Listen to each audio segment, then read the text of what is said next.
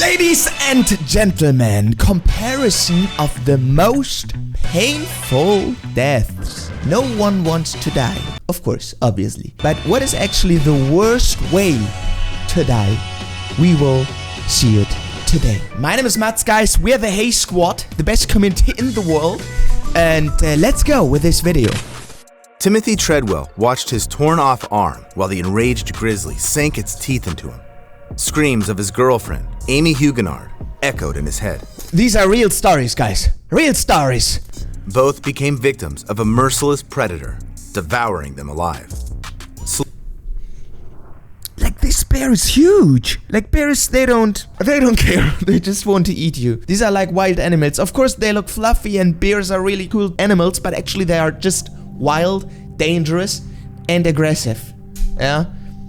Don't play with them. Slow death is the scariest thing imaginable. But on the pain scale, crafted from scientific studies, being eaten alive only rates 100 points. Meanwhile, really? How much of like being eaten alive do you notice? When is like your brain turned off or you're unconscious? Of course 2, with the gun is 2 because you're like dead immediately. But like to get eaten alive, I don't know. It's like on a scala, it's more than like freezing. Or what is this? Bacteria infection? I don't know. Well, the most horrifying death is estimated at 140. Stick around until the end to find out what hits that maximum mark. But okay. To be eaten by a bear is like 100. I'm very curious what is 140. I warn you, viewer discretion is advised. Of course. On October and guys, subscribe my channel if you're new here. 11th, 2012, workers at a seafood processing plant in Santa Fe Springs sounded the alarm. Their colleague, 62-year-old Jose Molina, had vanished suddenly. After nearly 90 minutes of searching, the boiler operator suggested opening the last loaded oven. When a story begins like in a factory, it's never a good system. Yeah, when a person comes on that band, yeah, and gets like baked alive, or I don't know, with like machines. Let's see. Inside, they cooked and sterilized tuna at high temperatures. Workers had to wait half an hour for the oven to cool down. All this time, their only thought was, I hope Jose isn't in there. Unfortunately, he was indeed there. When the workers opened the door, Jose, what are you doing there? They were horrified to find him inside. As it turned out, yeah, he was baked alive. Molina was loading pallets of canned tuna into the oven when he noticed a malfunction. Without warning anyone, he stepped into the oven to adjust the chain inside. Meanwhile, another worker, not seeing Jose in place, no way, bro, you have to tell anyone. And of course in the factory it's really, really loud. So actually you do not even hear anyone, even if he's screaming. Bro, you have to tell someone. He had already left, so he closed and turned on the oven. It was loaded with nearly 5,500 kilograms of canned tuna, which began to cook at a temperature of 132 degrees Celsius. Trapped, Jose likely suffered severe skin burns, and then the high temperature began to affect his muscles and organs. 130 degrees Celsius. Oh my gosh. This guy went through a lot of pain. Eventually, the poor man was boiled alive. Yeah, boiled Looking alive. at the pain scale, where, for example, 2 points are it will be like on 110, I guess. attributed to a gunshot or 120 to the head, and 91 to a shark bite. While dying from being literally boiled alive, it's a staggering 105 points. And unfortunately, such incidents in production happen quite often. In 2009, Vincent Smith II worked at an illegal chocolate factory, Cocoa Service in Camden, New Jersey. The 29-year-old worker was dumping giant chunks of chocolate over the edge of a vat, nearly 2.5 meters deep. There, chocolate was melted and mixed. Suddenly, Vincent was struck by a mixer paddle and fell right into the hot molten mass, reaching a temperature of chocolate with that extra flavor. 120 degrees Celsius. In chocolate. Imagine, you're boiled and drowned in chocolate. Colleagues immediately rushed to shut down the machine. However, Vincent stayed in the chocolate for a full 10 minutes before rescuers could pull him out. Even though his body was mangled by the giant mixer, Vincent died from burns. Okay, but is it actually that sharp? Like, this is just a mixture, but I don't know if it's that sharp. to just mix chocolate, but never mind, he got boiled. The tragedy occurred because the platform he fell from was slippery from splattered chocolate and was directly above the vat without any barriers to protect workers from falling into the boiling mixture. Nevertheless, you don't have to be at a dangerous I hope they didn't use the chocolate afterwards. Facility to experience excruciating pain, which on the scale goes even beyond 105 points. Yeah. On November 23rd, 2018, a 911 dispatcher heard the shaky voice of a 76-year-old woman. It was Loretta Picard from Polk County, Florida. I think my house is on fire, and I'm here alone, and I'm on a walker. Firefighters were immediately dispatched to her house. The dispatcher told the woman to oh no, she could burn alive. Leave the building and go outside, to which she replied, Couldn't, honey, yes, I wanted to. That nervous laugh at the end just breaks your heart. Loretta had Because she maybe already knows that she's about to die. recently undergone surgery and couldn't move quickly without assistance. Plus, she couldn't see anything through the smoke. Meanwhile, the fire truck slowly made its way down the rough country road where the woman lived. Loretta was freaking out, worried that nobody would save her. But like when your house is burning, most people are dying because of like the smoke poisoning, not because of the fire actually. Constantly asking if help was really on the way and if they were sure they were coming for her. Then, on the recording, you could hear Loretta start coughing and wheezing, and the sound of the crackling fire in the background getting louder. But I can't show you what the recording captured next, because then the flames engulfed the woman, who never got the help she desperately needed. She screamed wildly as she burned alive. Oh my gosh, but she was unconscious like in that moment already, right? Because like from all the smoke you cannot like breathe normally, so actually... The link to the full recording I'll leave in the description below. No, I don't want to hear the full recording, like this is traumatizing for me. To have a short glance in that story, this is fine for me, but I don't want to know the exact whole story, because otherwise I will not dream well. Like this was last night, this night I had like a nightmare. I'm dreaming bad very often. I don't know why. I'm like a positive, normal guy. I don't have any problems, but I have a lot of nightmares. I don't know why. Loretta was dying while firefighters were just minutes away from her yard. The phone call cut out after 20 minutes, and rescuers arrived at the scene 14 minutes later. Yet nobody ever went inside to save her. The fire chief claimed that several firefighters attempted to enter the house, but no evidence supports his words, and the dispatcher was blamed for giving ineffective instructions. Due to the negligence of rescuers, Loretta died in agony because the pain from burning alive hits a staggering 108 points. Okay, 108 You wouldn't points. wish such a death on anyone. But you know what? I came across a story where a person knowingly... How much do you notice when you like burn alive? How long? And is it like real pain, or is it like so much pain that your adrenaline like pushes it down? I don't know. Adrenaline can do like a lot. People can run with a broken leg or anything because like adrenaline is crazy. So when you have like a lot of adrenaline in your body, do you even feel so much pain on every corner of your body? I don't want to experience that. I don't want to know that. I just want to know it, but I don't want to experience that, of course. Subjected themselves to such suffering. On June 11th, 1963... It's exactly the same like 9/11. Some people jumped out of the window because they think like when you just jump off the window, the pain will be less when you get burned alive, you know? So, because you get unconscious in the air, so you do not even feel the hit on the ground. So, I don't know. Several American correspondents, including Malcolm Brown, gathered outside the Cambodian embassy in Saigon. The day before, journalists were informed that something important would happen there. Buddhists were deeply offended by the disrespect of their beliefs by the South Vietnamese government. So, around 350 monks and nuns gathered for another peaceful protest. Suddenly, not far from the presidential palace, a car stopped and 3 monks got out, including Quang Duc. Malcolm pointed his camera at the trio, not realizing what he would witness through the lens next. What? Protesters gathered around Quang, who sat on a pillow in the traditional Buddhist meditative lotus pose, while another monk started pouring gasoline over his... They want to set him on fire? But just why? Just why? This is like suicide. Come on. His head. Kwong paid no attention and prayed. And when he finished, he struck a match. The flames instantly engulfed him, rising up in black smoke. It was a horrifying spectacle. Kwong Duk's body slowly withering and shriveling, while his head blackened and charred. I can't show you the photo either, but I'll leave a link below the video. No!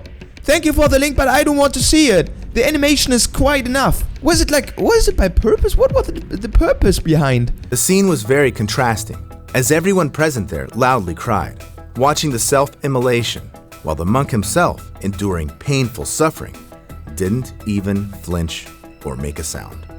Whether it was meditation skills or inner spiritual strength that helped the monk endure the agony of his impending death, I know for sure an ordinary person wouldn't last like that, let alone endure the pain that hits 110 points. Yeah, 110, okay. In 2007, a 33-year-old woman from Hong Kong named Cecilia Chung climbed to the top of Nyiragongo volcano, located in the Democratic Republic of the Congo. It last erupted in 2002, flooding the highly populated city of Goma with lava, causing widespread destruction. Since then, the volcano had been relatively safe, so tourists from all over the world flocked to see its famous lava lake. It looks like cracked earth in the desert, with hellish crazy. I want to see it as well. Streaks of fire rising from it. Cecilia climbed nearly 3,500 meters for this site.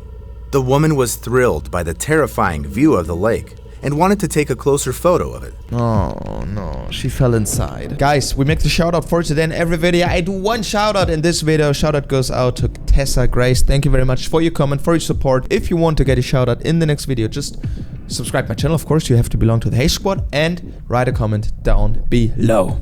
To do this, she climbed over the edge of the crater, and suddenly, Cecilia slipped and fell down.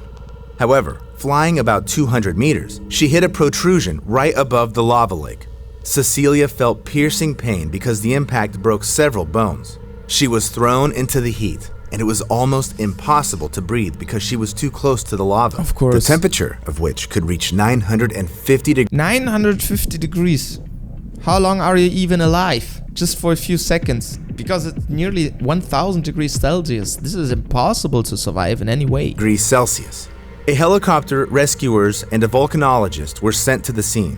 At first, Cecilia showed signs of life. However, the rescue operations were stopped due to poor visibility. As a result, is it original footage? Without waiting for help, she fell into the volcanic lava lake. Eyewitnesses even hoped that the woman died instantly after the impact and fell into the lava without feeling any pain. The thing is that on the pain scale, it hits a whopping 110 points. Yeah, but actually, how much do you notice? At 950 degrees, it's so freaking hot. I think it's not more painful than to get buried alive, to get burned alive, like in a factory or something, because it's so hot. There's not even a difference, because like your skin is instantly burned. Death in lava, although painful, is instantaneous. That's why many people consciously chose it to end their lives. In 1933, a schoolgirl named Kyoko Matsumoto climbed Mount Mihara, located on the Japanese island of Ito Ushima, with a girl from her school. Kyoko was in love with her friend. However, in Japanese society at that time, same-sex relationships were condemned, and this oppressed Kyoko so much that she didn't want to live anymore. The schoolgirl threw herself into the volcano crater before her lover's eyes. The scariest thing in this story is that the girl became a role model for many Japanese people. You're committing suicide because your government doesn't allow same-sex love. This is crazy. People who wanted to end their lives. By 1935, almost 1,300 people had lost their lives by jumping into Mihara, until the Japanese government built barriers around it. Japan is like a country for that. There are like different locations.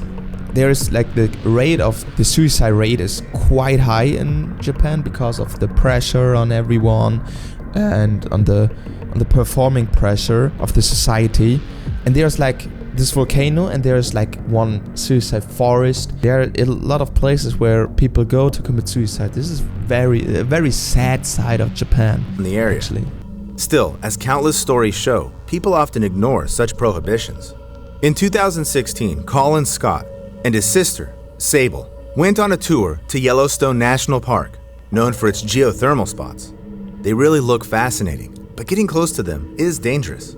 The water here may not be as hot as lava in a volcano, but still, the 96 degrees reached by the local water bodies are enough to cause burns and even kill a person. But Colin and Sable ignore... Okay, 96 degrees. In the first glance, it seems like it's fine, but actually it can burn your skin. ...numerous warning signs and crossed the restricted area. Suddenly, the guy slipped and fell into the hot water near the Pork Chop Geyser. Such a death is more painful than death in a volcano because in a hot spring, it doesn't happen instantly, but slowly. Moreover, in almost all the park's water bodies, acid sulfate liquids are present to a greater or lesser extent. So when Scott's sister returned with a few rangers, only parts of her brother's head, torso, and arms were visible in the hot spring. By the next morning, Colin's body had completely dissolved. It seems that there couldn't be worse pre-death suffering. Dissolved in geyser. Like, yeah, it's a slow death and it's acid, so very poisonous. But you could survive that, right? If you're like really, really fast and you're getting out of that, it's possible to survive, I think, but I don't know. Fact, there could be.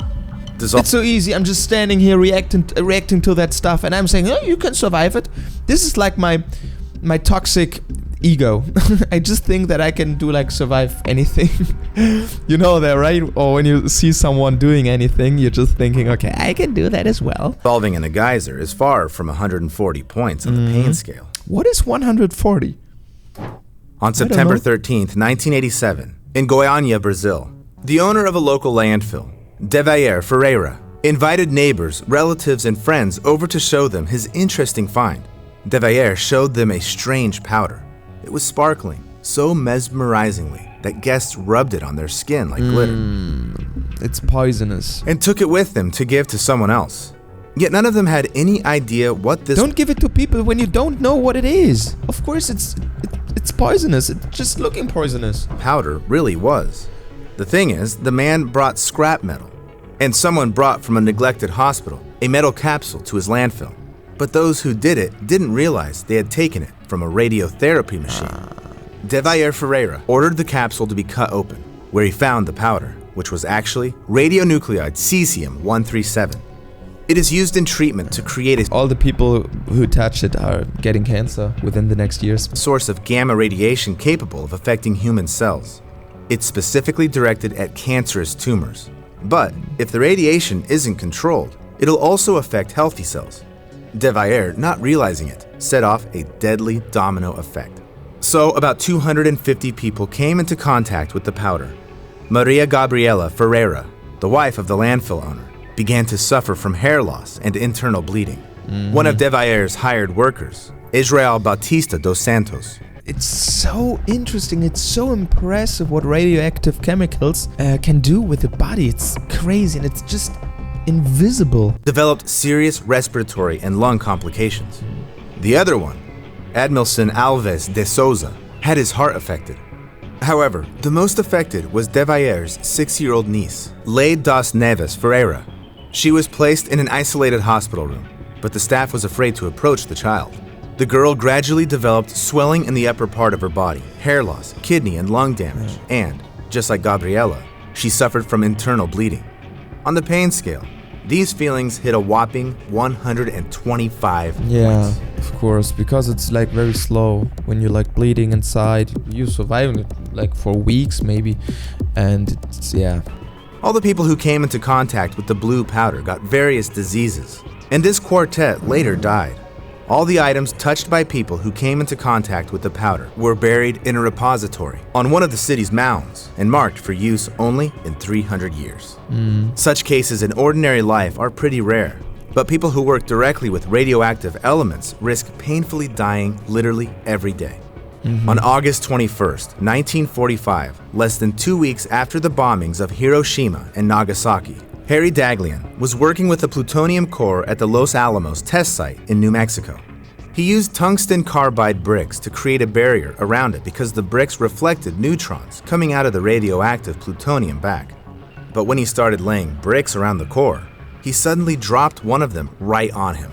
At that moment, the brick caused an uncontrolled nuclear fission chain reaction. It covered the scientist with a deadly dose of radiation of 5.1 sieverts. After receiving a radiation burn, a person experiences countless excruciating sensations at once. The skin blisters and ulcers. Oh, yeah. Okay, now I know in the Scala, these are not deaths which happen within 10 minutes or 30 minutes. These are deaths that happen within a few hours, days or weeks, I don't know. It's just painful. Yeah. He was suffering his last days. After which the vessels in it burst and the person dies. In addition, due to the high dose of radiation, you feel how each of your organs slowly fails until you die. And that's exactly what happened on the 25th day of Harry Daghlian's suffering. The slow death from radiation and all the previous steps on the pain scale are united by the fact that these pains weren't inflicted intentionally on the victims. However, fortunately, you cannot accidentally expose yourself to suffering that is at the maximum mark of 140 points, even if you find yourself in the mouth of a volcano or in the heart of a nuclear reactor. So, the most painful sensation in the world is skinning. This refers to a specific torture. Before it, the skin was softened using sunburns or hot water. Then, the torturer made incisions. Oh, come on, bro. This is number one. I want to sleep tonight, and I don't want to have any nightmares. Is this real skinning? I've made a video about torture methods. I think there was some torture method where you get eaten by rats alive that can be painful as well. Yeah, maybe this is the most painful thing in the world to get, skinned. Incisions starting from the least sensitive parts of the body and ending with the delicate skin of the face. The process was designed to keep the victims alive as long as possible. Imagine you don't have any skin. You get infections everywhere because it's skin is protection of our body. It's the biggest organ we have. And imagine you don't have it anymore. Maximize. It's burning, it's painful. You get infections. It's oh my gosh. Pain. Eventually, death could occur from blood loss, shock, or infections. But such a method of punishment, I think in this case you just want to die. Yeah, you're hoping to die. Existed for quite some time. Since the times of the ancient Assyrians, and up to medieval Europe. Nowadays, medieval was horrible. And they're not just skinning, because the skin is very strong on our body, they have to pull it very heavily, right? Oh. They don't do it anymore. At least, it's definitely prohibited by law. Oh, really? Thank you. Write in the comments what caused you the most pain. Yeah, the last one was horrible, to be honest. Okay, guys, this is all for today. I hope you enjoyed the video. My name is Mats. We are the Hey Squad, the best community in the world. Subscribe my channel if you're new here. It's very easy. You can do it just here. Here are 2 other videos. Check them out, and we will see each other in the next video tomorrow because I upload daily. Thanks, and bye-bye.